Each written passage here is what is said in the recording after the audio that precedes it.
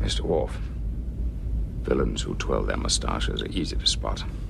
Those who clothe themselves in good deeds are well camouflaged. I think after yesterday, people will not be so ready to trust her. Maybe. But she, or someone like her, will always be with us, waiting for the right climate in which to flourish, spreading fear in the name of righteousness. Steve Shives. If you're lucky enough to not know who that is, he's the owner of a once flourishing atheist YouTube channel that is now subject of widespread ridicule. To give you an example of how unpopular Steve is these days, let's visit his Social Blade page. According to Social Blade, Steve's average daily subscription rate is -2. That's right, on an average day, Steve loses 2 subscribers. Over the last 30 days, he's lost 79. Now, far be it from me to make an appeal to popularity, but there is a reason why Steve is repelling far more people than he's attracting, and it has a lot to do with his dogmatic embrace of social justice warrior brand feminism, Tumblr feminism. You know who I'm talking about.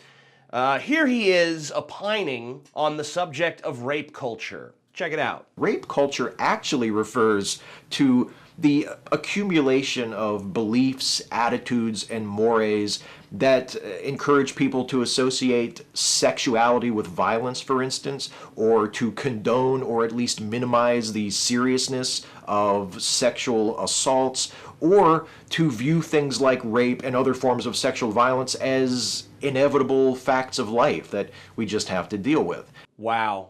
What a compassionate guy. He really cares deeply about the plight of rape victims. He goes on in the same video to admonish those who would belittle rape survivors. One of the most regrettable results of rape culture and of the denial of rape culture is that women who have been victims of sexual assaults are made to feel as though their experiences don't matter.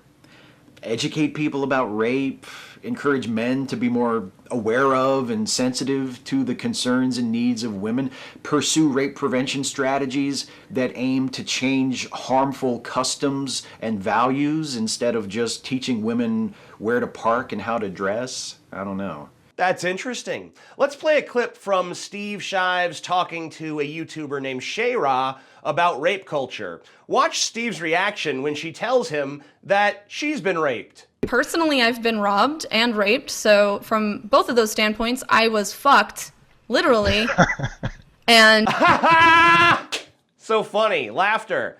Now, I guess to be fair to Steve, she was kind of making light about what happened to her. She did kind of make a joke about it. Most people, I wouldn't care if they laughed there, but in the case of Shives, this is kind of glaring hypocrisy, isn't it? I mean, this is a man who tells us that rape culture is alive and well in the West, and that we shouldn't belittle the experience of victims. But here he is laughing in the face of a rape victim. Here he is arguing with a rape victim when she tells him she doesn't believe in rape culture. So Steve is not practicing what he preaches here. He preaches to his audience that we should not belittle the experiences of rape victims. He preaches to his audience that when rape victims speak out, it's not our place to talk, it's our place to listen. And yet, he belittles victims. And yet, he argues with victims instead of listening to them. One of the most regrettable results of rape culture and of the denial of rape culture is that women who have been victims of sexual assaults are made to feel as though their experiences don't matter. Educate people about rape, encourage men to be more aware of and sensitive to the concerns and needs of women. Why is this exactly? It's because when Steve says we need to listen to rape victims, what he really means is we need to listen to rape victims who parrot the talking points that I like. It's worth noting that Steve has proclaimed that he would never go on Shayra's show again. He claims that the show set him up, and he blocked her on all social media. The reality is that he just got his ass completely trounced by people whose rhetoric makes a fuck of a lot more sense than his does.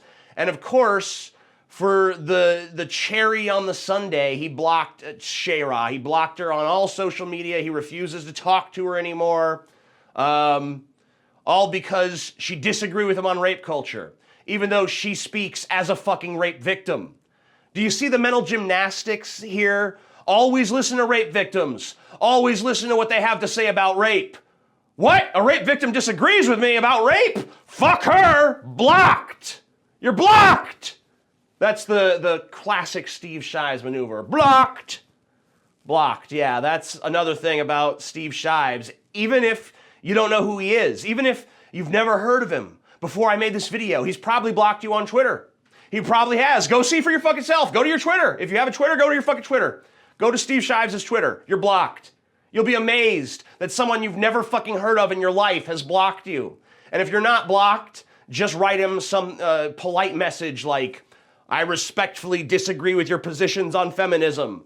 And you'll be blocked within hours, if not minutes. Now look, blocking someone individually is understandable within a certain context. However, when someone signs up for a block list, you're basically allowing them to think for you. Steve Shives does subscribe to blacklisting block bots, as he once explained to someone that he had blocked. No, it was probably a result of a bot or a blockchain. What's your Twitter handle? I can unblock you. Steve denounces me as a bigot and a politically incorrect, counterproductive member of society that incites hatred everywhere I go. He's flagged my work online. He's gone out of his way to tell everyone within his safe space echo chamber what a monstrous, unacceptable person I am. But it's not just me, it's my friends. Anyone who shares my political opinions and associations in any way possible, they have to be blacklisted as well. Steve is well known for blocking anyone with a difference of opinion. There's actually a popular hashtag blocked by Steve. That's how many people this fucker has blocked. I don't mind people who block. I do it too on occasion. It's fine. I mean, some motherfuckers out there are annoying. You don't want to deal with them. But he's not blocking someone in context as an individual. He's blacklisting them. He looks at entire demographics of people and just judges them guilty due to their skin color or their gender or their politics and so on without any nuance whatsoever. But somehow, even though he does that, he doesn't consider himself to be a hate speech spewing bigot. Consider the words of the late great Christopher Hitchens in the following quotation.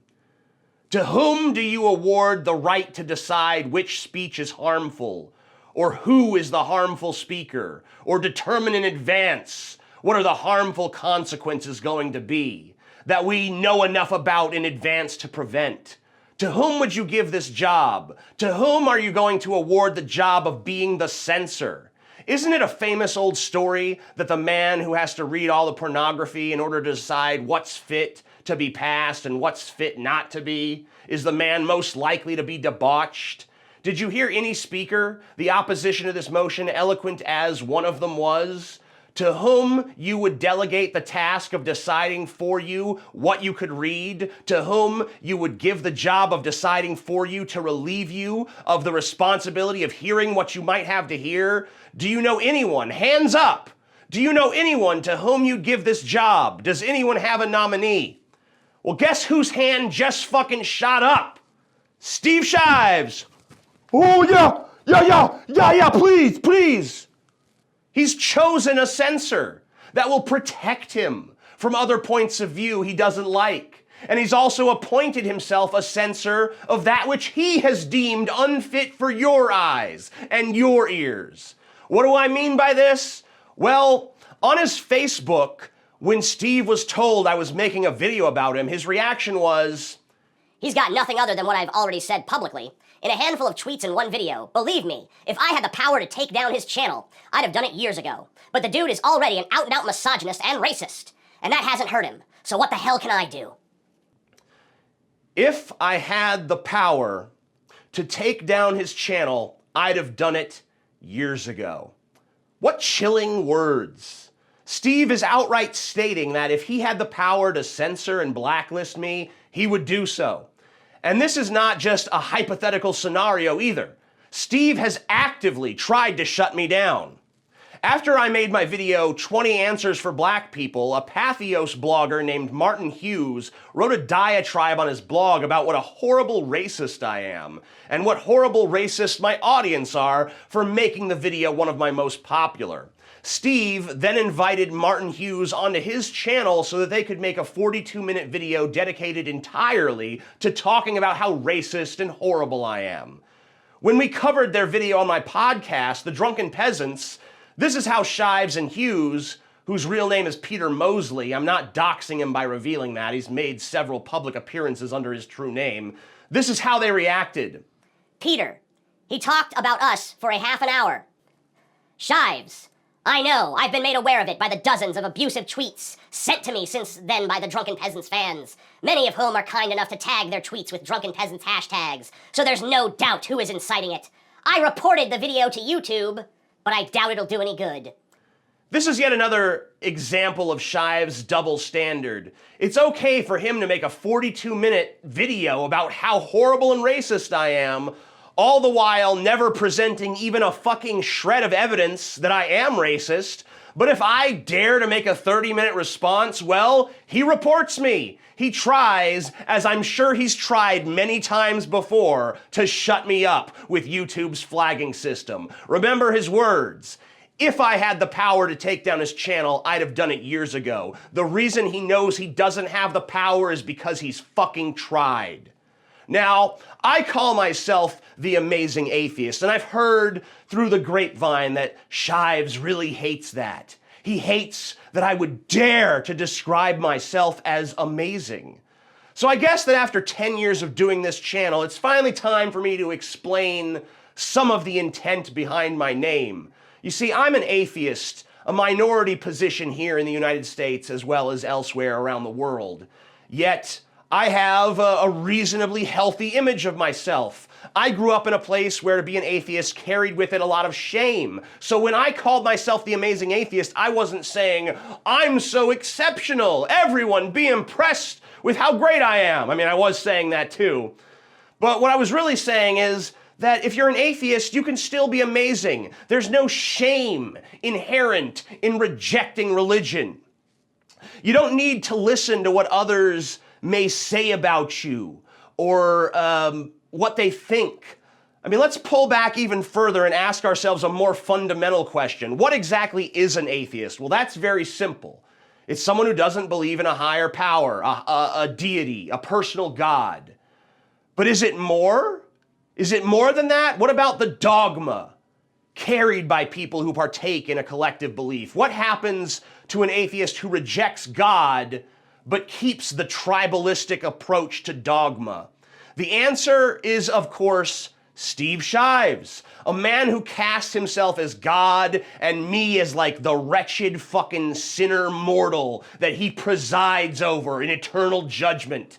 He's someone who has flagged my work online because to him it's disturbing. So if it disturbs his precious fucking sensibilities, then it must be unacceptable for everyone, and he feels like it should be censored.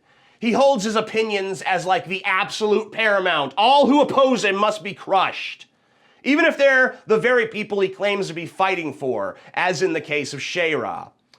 One of the problems that atheists have with religion is that religious people tend to hold beliefs that aren't provable. Many still believe in like creationism, or worse, that the earth is flat. A flat earther is someone who sees things in a very flat way. The earth looks flat, therefore it must be fucking flat. It's narrow-minded. It's like looking at the cover of a book and, oh yeah, I understand this book. I fucking looked at the cover, judging a book by its cover. It's a very superficial view of reality. And Steve Shives, I think, proves that even those who reject the archaic idea of a deity can still exhibit this kind of flat earth, black and white, absolutist mentality. Because Steve is someone who judges me in a very one-dimensional manner, and it's very like totalitarian, like the God of the Old Testament. Because in the eyes of Steve, I'm just this condemned piece of shit that he just presides over in judgment, and I have no possibility of appeal. He won't even talk to me. All the shit he talks, he won't let me talk back. He doesn't care if he's right. He doesn't care if he's wrong. as long as if it doesn't suit his dogmatic religious bullshit narrative, which he demands others like obey and partake in. And because we don't, we're all fucking heretics in his eyes. Like, oh, kill the heretics, burn the witches. I'm fucking Steve Shives. And he boldly brags about his desire to take my channel down. He's already admitted to flagging me. He's already admitted fucking false flagger and a wannabe fucking censor on YouTube that basically seeks to silence all dissent. No one can have a different point of view from Steve. You're either with him or you're against him. It's absolutist. And strangely, Steve doesn't see this as being intolerant or censorship because it's always justified if he does it. In his mind, he's never fucking wrong, ever. And that Star Trek clip I played at the beginning of this episode of The Amazing Atheist, starting to make a little bit more sense now, isn't it?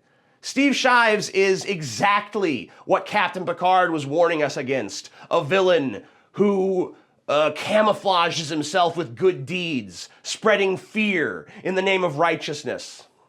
What else has Steve Shives been up to online? Well, he's been ferociously critical of my friend Sargon of Akkad, who once offered to donate $1,000 to a feminist charity. A feminist charity if Steve would simply agree to a public discussion regarding their differences. Now, Steve, of course, refused to do this. Steve stands in judgment of Sargon, yet doesn't care to know anything about Sargon. To Steve, Sargon is just another heretic, and Steve doesn't talk to us naughty, naughty heretics. They don't have any humanity to him. I don't have any humanity to him. You don't have any humanity to him. After all, Steve knows better than all of us. We all have to accept his criticism, but he doesn't have to accept any of ours. While many were helping with my friend Galen, who needed money raised for serious health problems that were life-threatening and not covered by any insurance, Steve, despite knowing Galen, didn't help. Despite being contacted, nor did he assist my own charity that raised over $122,000 for women in need worldwide. So let's get this straight. When Sargon offered to donate to a feminist charity just to have a conversation with Shives, Shives declined. When me and my audience raised over $120,000 for a feminist charity, Shives refused to participate. Is the money fucking tainted in his eyes because it comes from people he's declared to be sexist? Just because we don't agree with his particular fucking variant of feminism? What Shives did do was emphatically support a well-known false flagger and doc dropper named Jenny fucking McDermott. She actually set up a GoFundMe page and committed fraud. This resulted in her being fired from her job and the GoFundMe page being shut down. It even put the company and their insurance in a difficult position. Jenny didn't care, and nor did Steve. When confronted about it, Steve Shives has defended his support of her. He's never denounced Jenny McDermott for doc-dropping Armored Skeptic and JJ Talks. And he also promotes feminists like Rebecca Watson, the elevator gate chick, despite the fact that she too has openly supported doc-dropping. So what's the lesson here? Steve Shives will not assist people in need, even the ones he professes to care about. But he will assist anyone who accepts his narrative, even if they're vile, malicious people. It's not actually important for him to live up to what he preaches, just as long as other people preach it too, you're good.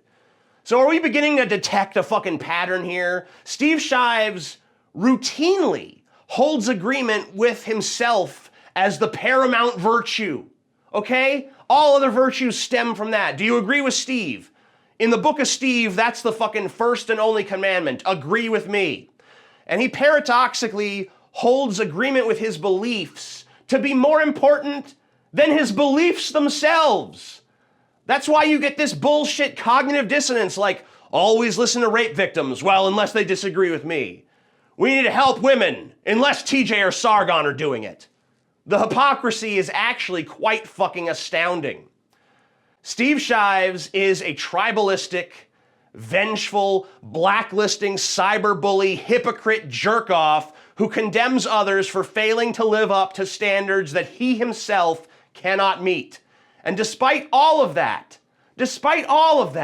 I would never make even the slightest attempt to remove him from YouTube. I would never in a million years dream of depriving him of his right to his point of view. And that's the biggest difference between me and Steve. He wishes desperately for the power to silence me. Meanwhile, even if I were given the power to silence him, I would not use it.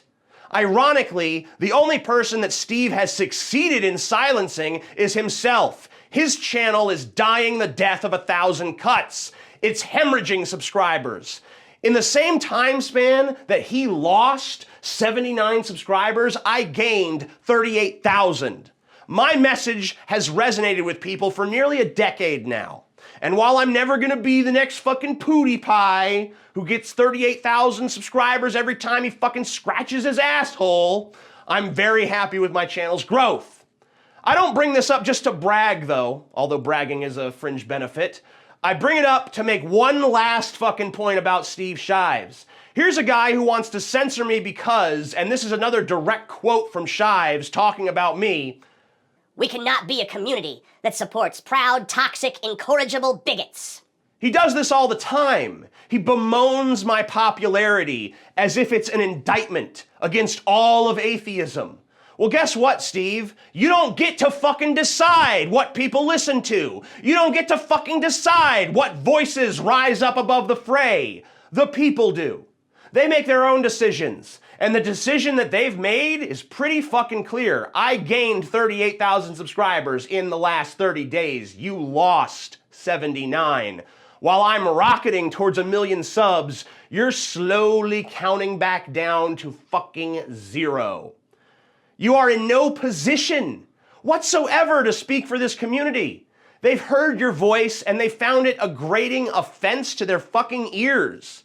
Even those who once saw fit to subscribe to you are slowly but surely wandering away in search of someone more fucking interesting, someone less hypocritical, someone who has the courage to practice what he fucking preaches, someone who doesn't censor all dissent, someone who isn't afraid to change his mind when he's fucking wrong. And I know it hurts you to hear it, Steve, and that's why I'm gonna say it loud and proud. That someone is me. I'm better at this than you are. I'm better at this than you were. I'm better at this than you're ever going to fucking be. And I know that in your shitty little heart, that's what bothers you the most of all. And by the way, even though I have all of these fucking subscribers and all these fans and my fucking channel metrics are good, I still don't presume to speak for these people. I speak for myself. They decide what they agree with and what they don't. But I'll tell you what, Steve, you were right about one thing.